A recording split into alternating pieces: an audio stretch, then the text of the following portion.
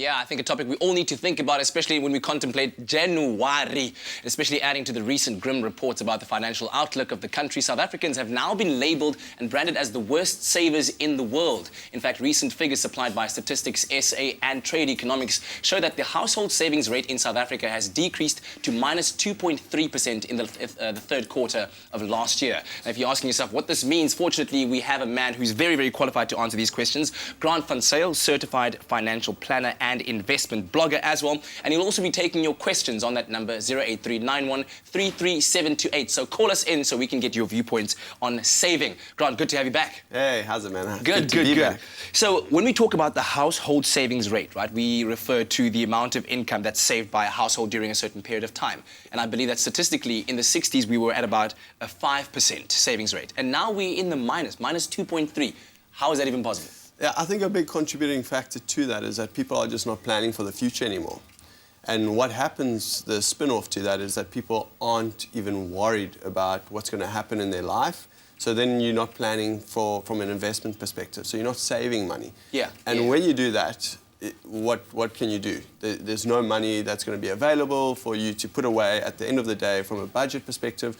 But I think a bigger thing that is actually the biggest cause is inflation. Now, in economics, we call inflation a cancer. Now, what happens is every single year, our basket of expenses that we used to are just getting more expensive. Yeah, like your bread, your milk, the things that you buy. Everything, yeah. So CPI is what we use as an indicator, but if we look at the basket of things that we're buying, it's actually more expensive than CPI. And what people's salaries are going up by is actually less than what our basket of things are. So therefore you're having less money at the end of the day to actually put away. Yeah. And I guess that's what it means. So now, what is that being replaced by, that negative 2.3? Is it with more debt? Yeah, I think it's just people living beyond their means, and they're trying to sustain their lifestyle. They're not prepared to make lifestyle adjustments. Therefore, you just don't have enough money to put away. Yeah. And we spoke about this last time I was on the show, is that people aren't prioritizing their budgets. Yeah. So they don't have proper priorities on their budgets. Yeah. So when you are thinking about retirement investment or retirement savings, what are the first things you should think about before you consider all the different vehicles of savings out there? Yeah. So this is going to sound pretty logical, but we at the Wealth Room take our clients through a process called the integrated wealth planning process. And what we do there is we actually first define everyone's lifestyle. Once we understand what people want to do with their life, we can then understand what return they need on their income. And once we understand the return they need on the income, we can then determine what the right investment solution is for them. So it's quite important to understand what do you want out of life before we can actually plan for it and what investments suit that.